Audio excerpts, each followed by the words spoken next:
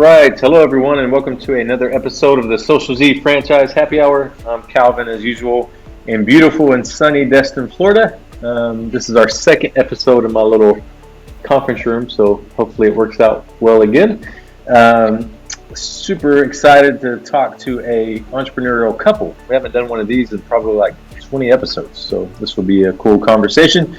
But we've got Bea and Sasha Sargu, I don't know if I'm saying that right, coming from not so warm Boston. How are you guys? Well, we are experiencing a snowstorm in March, so halfway through March, not too happy, if I'm honest, because I'm a summer gal. Awesome. Well, thanks for jumping on with us. We'll dive into some questions here in a little bit, but first I want to hear a little bit about where you guys are from and how did y'all meet? Do you want to I guess I'm the furthest, so I'll start. I'm originally from a small country, Moldova. We are like right in Eastern Europe. We are on the west borders with Ukraine. Mm-hmm. A lot of people think it's part of Russia. It's not. We are a separate country. And and then I met Bea in another Eastern European country, Lithuania. Mm-hmm. Yeah, so I'm Bea. I was born in Brazil, but I lived in the U.S. for a majority of my life. I came over when I was 3 years old. So I grew up pretty much in the U.S. and then got to college and I realized how expensive it was. So I decided to take a jump and go overseas, check it out. And I transferred to a small school in Lithuania where I met Sasha. And the rest is history. Awesome. So met at university in Lithuania. So that's a very cool story. I want to hear more about that. Before we get going, Bea, did you know that Ana Beatriz is also a famous Brazilian race car driver? I have heard about it. Have I looked her up? No. My name is very, very common in Brazil. When you speak to any other nationality, they're like, wow, what a unique name. And then in Brazil, almost everybody has my name. So I'm going to be respectful of y'all's time. I want to hear your story, hear about your franchise, and also what else you guys do besides that. But what we'll ask you to start off with is tell us a little bit about the franchise brand that you own and what makes it the best brand in its space. I guess I'll start. The franchise that we own, it's called 9 Round. It is based on a cardio cycle, but done in a kickboxing style. If usually people, when they hear a cardio or a HIIT workout, they would probably think about burpees and throwing around medicine balls or any other stuff that is weighted. Where with the 9 Round, we're trying to incorporate all of those things that you would usually think of, plus kickboxing. Yeah, and I think what sets us apart from the competition really is the fact that we focus really on doing the cycle within 9 rounds, whether it's bag work, core work, or weight training. And you are in and out of the gym in 30 minutes and you don't have to schedule class time. So I think that's the differentiating factor amongst the others in our franchise is that most boutique fitness gyms, you have to schedule classes in advance. Sure. That's great. And Bea and Sasha, you already shared with us where you grew up. Interested to know because both of you look relatively young. You know, how old are you? And then how old are you? And were you? And what is your earliest memory of wanting to be an entrepreneur or a business owner? Well, as of right now, I'm 26 and just turned 26, so I almost said 25. So yes, we are fairly young for entrepreneurs. I have known that I was going to be a boss in something ever since I was a little kid. I was told way too often that I was bossy growing up to not have my own business, I guess. In terms of really that entrepreneurial spirit, that really grew throughout college, I would say. However, high school, I was always a go-getter, always saw everything as an opportunity, trying to look for how can I make this into an opportunity? How can I turn this into a money-making activity? So definitely when you talk about owning a business, that was always up my alley, and I can't pinpoint an exact moment. I just knew that was going to be the route. Sasha, what about you? I personally never thought about being in entrepreneurship, but I mean, I He knew, married someone that did. yeah, very much. But I mean, my whole life, I grew up being around the sports. I like to say I grew up in the locker room and in the gym, Sure. doing all types of sports. So I knew that my future will be, if it's not being a professional athlete, I knew it's going to be related something with fitness or sports, because I guess I'm a natural. If Bea is a natural entrepreneur, I'm like a natural trainer. Like I love training, I love helping people. People would think that if you're a natural trainer, you're probably working out all the time. I'm not. I get more pleasure from like actually training people than working out by myself, I guess. Yeah, and Sasha's being a little bit humble, if I can toot his horn a little bit. He played professional soccer, so he's not throwing that out there. He was recruited at a young age to play for his country, and so he has the professional capabilities.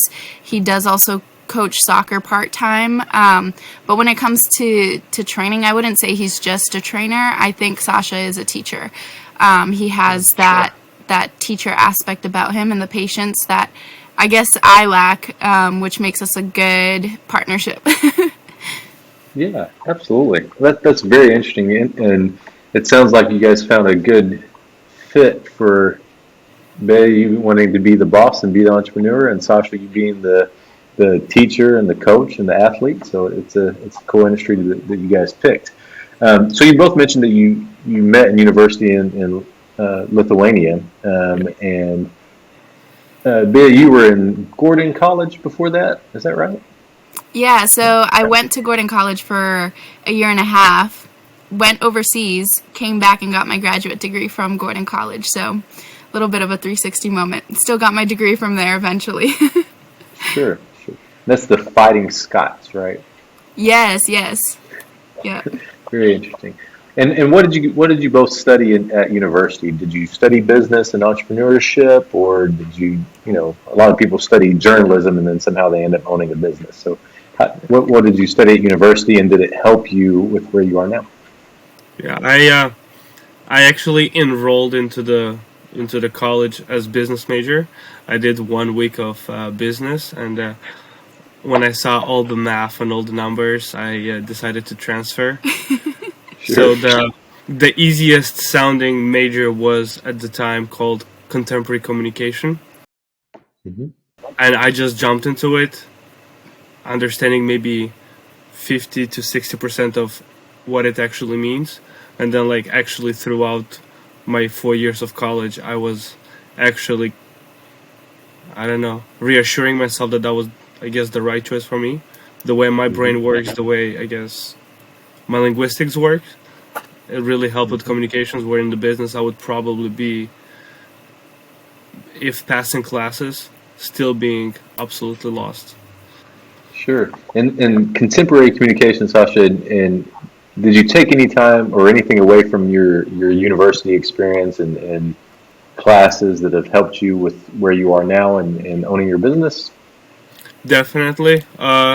It has helped me a lot with like the easiest thing, as it's in the name, communication, right? Sure. Understanding of how to talk to people, how to talk to certain people, what language to use with certain people, going all the way to how do I write my emails, how do I run our social media, how do we represent our brand, I guess, at like a networking event or some type of gala.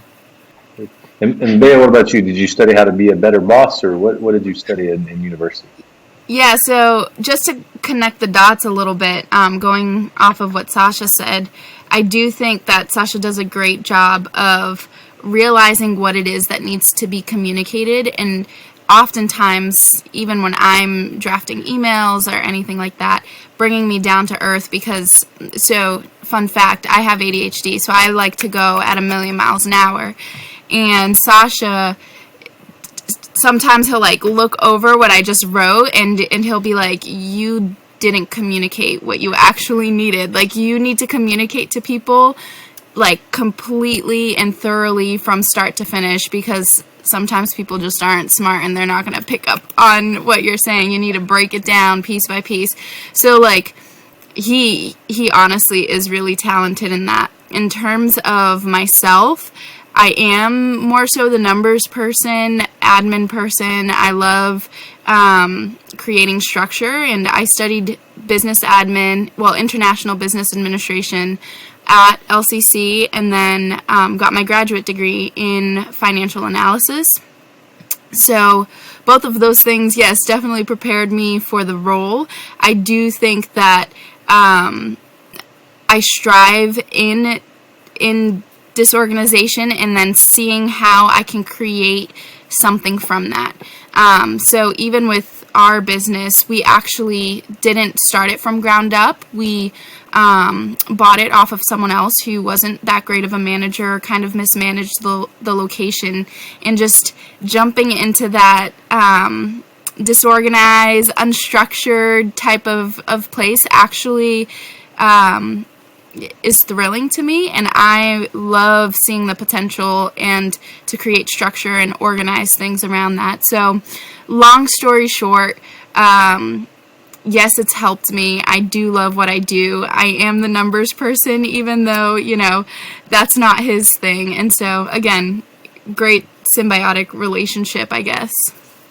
Sure. Sounds like you're able to help lead and manage the numbers, which Sasha doesn't like, and Sasha's coaching you and helping you on the communication piece. So great teamwork. So you mentioned, Bea, that you guys bought a existing location, existing franchise. What made you want to buy a franchise or a business, in general, and how did you end up landing on 9 rounds, and what was the sort of due diligence process that led you to saying, hey, this is where we're going to invest our time, energy, and money?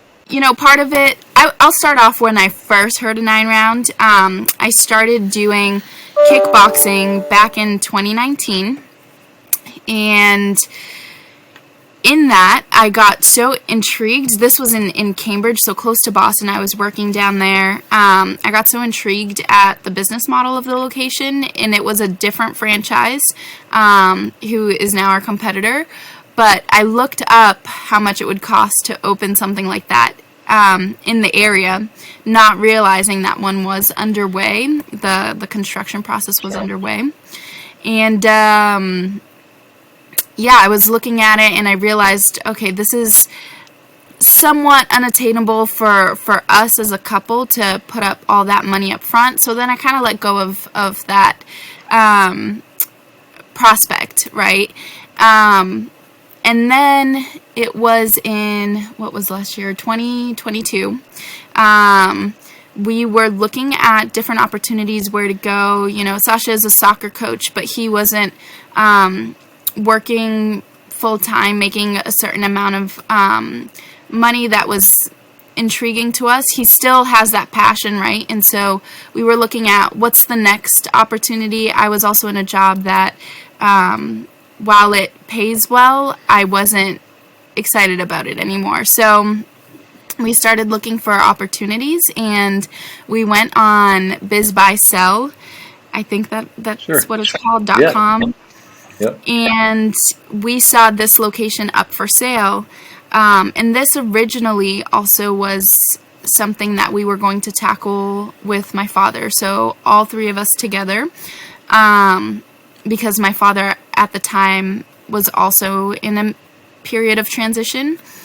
And as we did more research, had the meetings with the franchise, we realized it would be better for just the 2 of us to run it. And he also had another potential opportunity.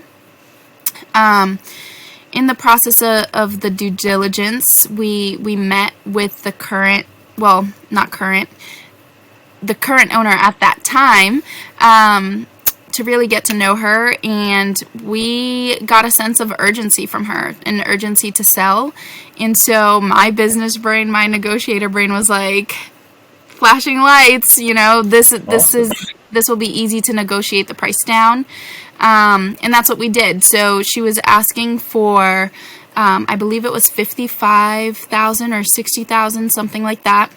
And I shot really low. I was like, we'll give you 25,000, and we'll pay you 15 cash and then 10K over the next few months, so on and so forth.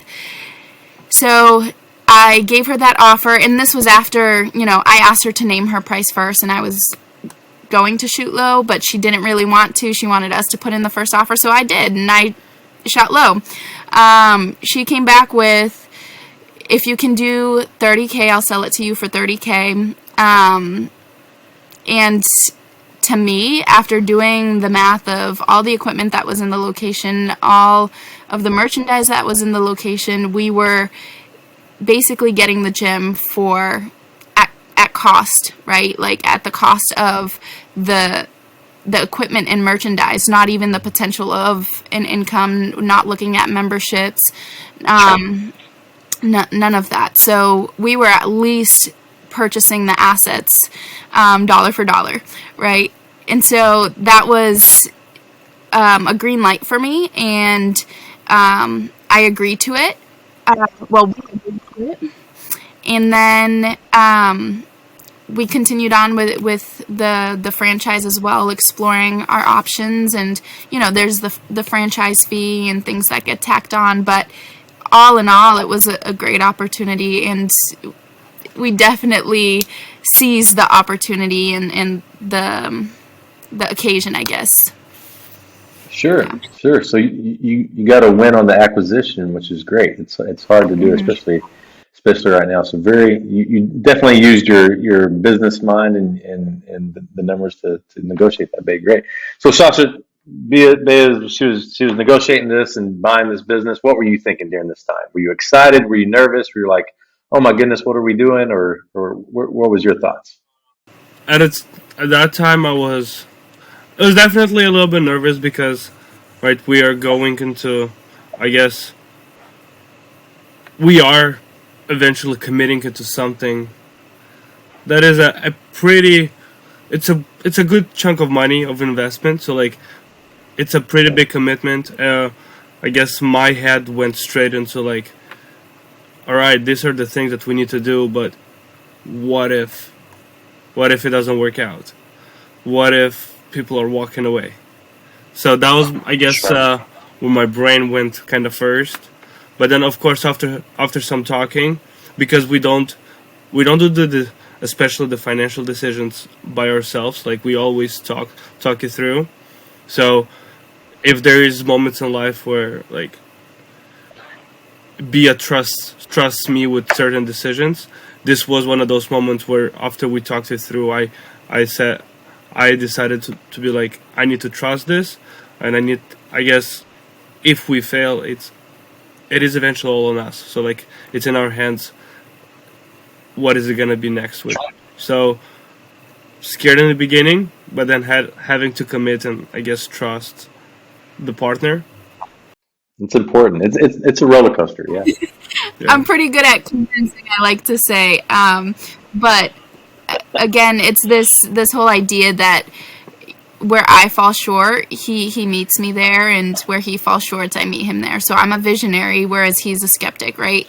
And so that helps bring us down to earth, right? And so like to the same level, I'd like to say. And so while I joke that I'm great at convincing, there have been situations like in life where Sasha just absolutely, he's like, no, I don't feel comfortable with that. We're not doing that. And I have to, as much as I'm seeing the opportunity, I'm like, we could make so much money. He's like, no, and shuts it down. Just like, for example, after we bought the location, we decided to sell our home, take the equity during the huge rise. And so we took the equity on our home, and I saw a property that was beautiful for investment up in Maine, about 45 minutes north of us, completely managed, has a property manager. It's already making profit at least $1,000 a month after all the bills, right?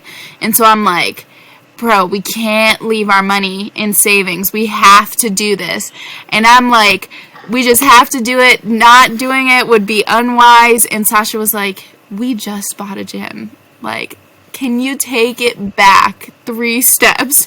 And like, there was this whole, I did the whole like stomping around like a little kid. And then I'm like, no, wait, you're right. Like, we can't jump into managing 2 things right at the same time. If this was maybe a year later, maybe we could explore it, but we needed to really settle a little bit. It's good to have a voice of reason around, but both of you should feel very, very excited and proud. Most 25-year-olds would be very afraid of taking any risk and be afraid to negotiate with people about buying a business and things like that. And you guys have already, conquered that. So congratulations. Sasha, what do you think has been your biggest win so far since starting the business? What are you guys the most proud of? My biggest win, it's honestly, right, being an immigrant here. I've been in the U.S. now for 4 years, going on my 5th. I am actually able to work in an industry that I actually love. So Sure. I think that has been like the biggest win, right, with buying of the gym, which allows me to, 1, have an income, 2, build something of my own, 3, it does give me flexibility to develop in my aspirations as a soccer coach. So I think the business, I thought it was going to give me so much flexibility and money, right, just coming at me. It's not like that. It's hard work, but I know something works for me while I am at home. I know something works for me while I'm doing my soccer job, right? So I guess another sense of a little bit more financial security and flexibility, I guess. Yeah, that's a huge win. I mean, not only doing that at your age, but the fact, you mentioned you are an immigrant here, and you're able to do something that people that have been born here and maybe have had the advantage of being born here haven't been able to do. So that's a huge win. Absolutely. Bea, what's 1 or 2 of the biggest mistakes or setbacks that you guys have had since you started, and what have you learned from it, and how did you overcome those? Well, I guess the biggest mistake was part of when we were buying it. My excitement sometimes blinds me. We knew that the gym wasn't like this extremely successful. We knew it was profiting somewhat, or else we saw the books and we saw that it was profiting. What we didn't realize was what was communicated to us, the staffing.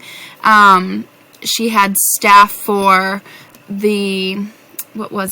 She had staff for the evening shift completely, and the morning shift is what we were going to cover, which is what worked for our schedules. Typically, for other people, that's not the case, but for us, because he coaches soccer, that's what would have worked for us, and we took her at her word. We didn't look at the staffing. We didn't look at schedules. As soon as we joined on, all of the morning shifts were covered, and none of the evening shifts were covered, and she was taking care of all the evening shifts. So what it looked like, Sasha being more so the trainer and the fitness expert. Don't get me wrong, I've always done sports, so I can turn into a coach any day, right? But that wasn't originally the plan, because I did also have a full-time job at the time. When we started, for the first 2 months, I was training on the floor for 4 days a week because we just took her at her word. And I think that was the biggest mistake, is like taking people at their word. Always get the evidence. Always see, like, I don't know, you just have to follow through and check in, because that was our biggest, like, oh man, what are we going to do now? And we just had to make it work. I would say that's the biggest one. Can you think of another mistake? Not really, no. There's so like far? there's a lot of things that came like after being in there for like a month, right? There's a lot of things that came up to surface, things that we probably wouldn't have been able to know, right? I don't even know if it's legal, right? Like to do like a building inspection or some other stuff, right? Like there's certain Sure. things that came out, but I don't think it was a mistake. I think it was just something Yeah, we didn't know to ask, maybe. the Yeah. location was mismanaged, right? And we didn't know. I like to compare it similar to when we bought our first home. We didn't know what to look for. We didn't know what to ask. We didn't know all of the questions. So the same way that we bought our first home and started finding like, oh, there's a crack here. Like maybe this could have been like a structure issue that we should have inquired about. Yeah. The same way that we did that with our home, there were certain questions that we didn't know to ask, right? So, um,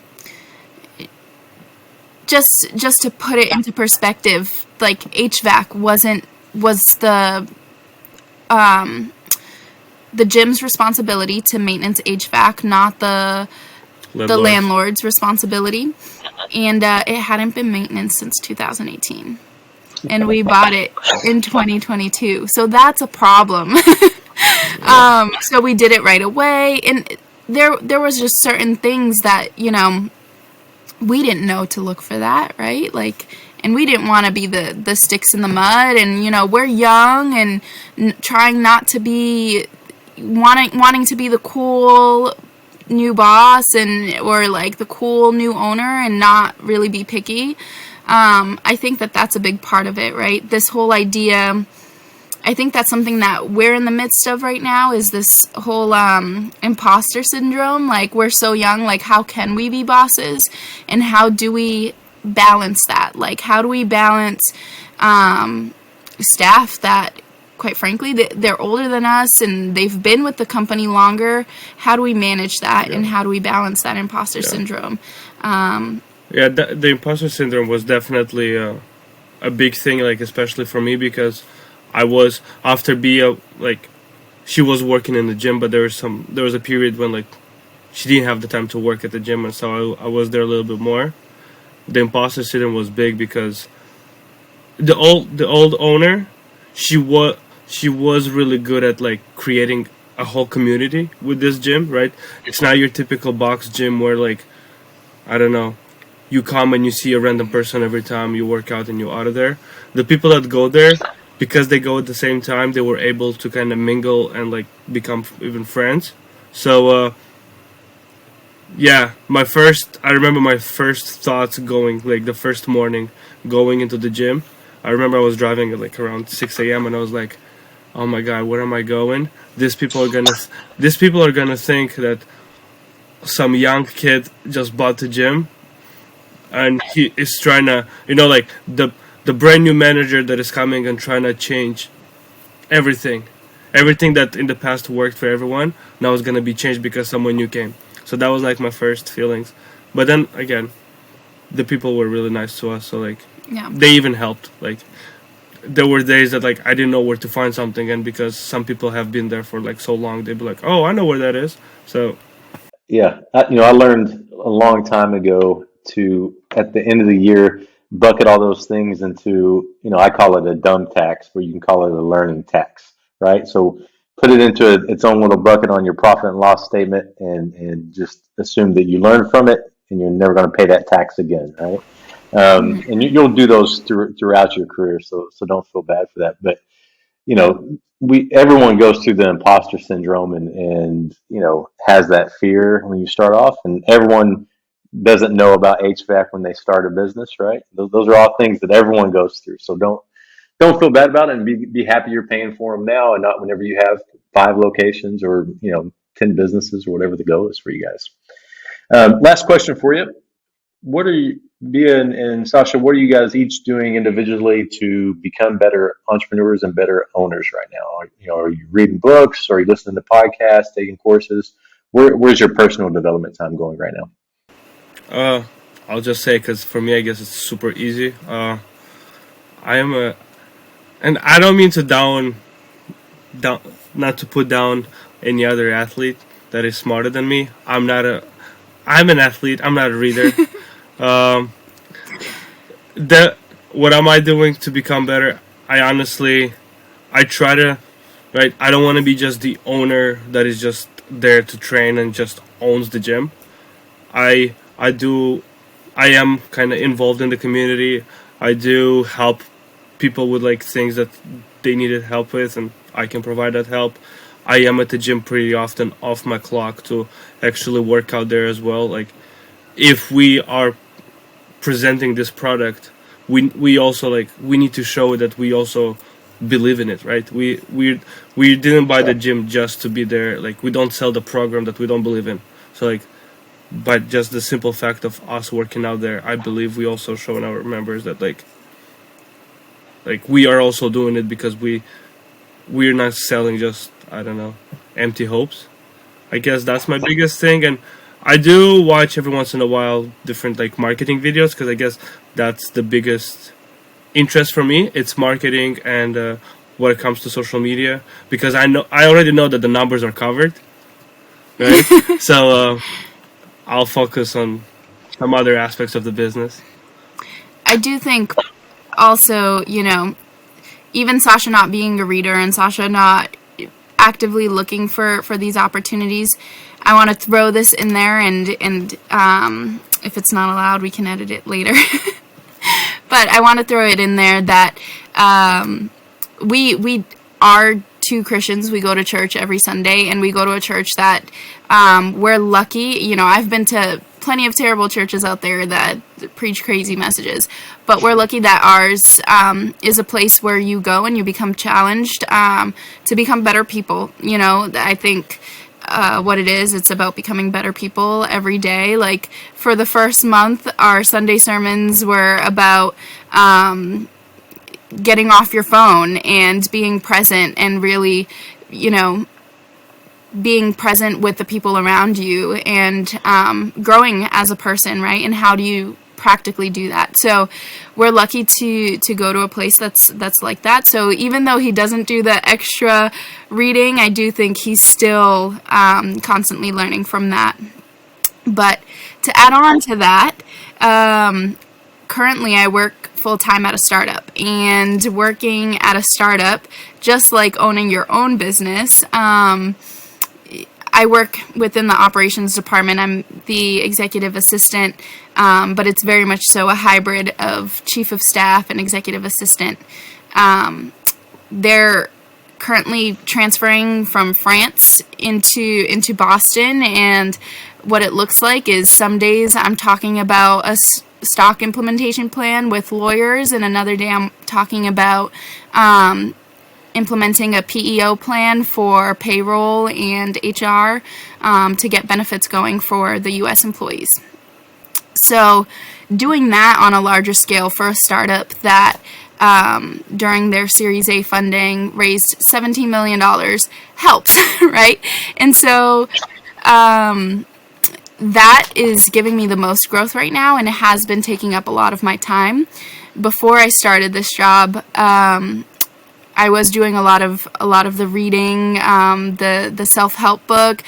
I decided to dedicate my 25th year, so February I turned 26, but my 25th year to really growing mentally. So I focused a lot on reading psychology books, helping, heal some of the childhood traumas and frameworks that you grow with that you need to break down to become a healthier adult, right? And so did a lot of that, and that also reflects not only within yourself, but with any relationship you have outside of yourself. So I do think that all of those things are displaying in the way we run our business, the way we manage our staff, the way we communicate with them. So yeah, I'm not sure if I answered all of your questions. No, I love that's to talk. great. No, that's great. So, Sasha and Bea, what I heard you both say is that you're working on your physical, mental, spiritual, and social development. And a lot of times, as entrepreneurs, we're so focused on the numbers, or so focused on learning the marketing and things like that, we neglect that part of ourselves. And those definitely make us better leaders and better owners as well. So, very, very cool. So, we're now 15 minutes over our time, which I told you we would probably do that. But we appreciate you guys for jumping on and spending time with us. Um, and anyone who's listened to this, we appreciate y'all joining us. Sasha and Bea, what we asked you to do, since you're both here, we will take the time and have you each do an elevator pitch to close us out for your business. And then, we can see who does it better. So whenever y'all are ready to wrap us up, you can each do an elevator pitch for your business. 9 Round is a franchise that we are a kickboxing gym, and we are a circuit fitness location. So what you do, you come in and you see 9 rounds. Some of them you have bag work, some of them are core work and weight training. You come in at any time, you don't have to schedule a class, and you are in and out of the doors within 30 minutes. It is a HIIT cardio workout, and so come with your training shoes and ready to sweat it out for 30 minutes. Awesome. And Bea, where can we find your location online or in town? Like, where's the best place to find you guys? We are located in Seabrook, New Hampshire, but if you go to the 9 Round website and find the location nearest you, that works as well. We are representing 9 Round, which is a kickboxing fitness boutique, and we are using the word boutique on purpose because we are not a simple gym. We do label ourselves as a boutique. If you've ever wondered if you could ever do a cardio or a HIIT workout, this is the place to try it, because this is where you actually have some attention from a trainer that actually knows what are you going to be doing. With this gym, you're not only working out, you're also learning a skill. I think our biggest win as a 9 Round is that you're not only doing burpees and push-ups and squats and jumps, which there's nothing wrong with that. With 9 Round, we want you to do all of those things, plus you learn a skill of kickboxing. And I hope you never need to use it, but it's always good to have it on hand. It's a 30 minutes workout. I always tell my trainers our goal is to not have members in the gym longer than 36 minutes unless they want to stay longer and talk. First 3 minutes is for you to wrap and get your gloves on. 30 minutes to work out. Another 30 minutes to grab your waters, take your shoes, and leave the gym. Awesome. Well done, guys. We appreciate y'all's time.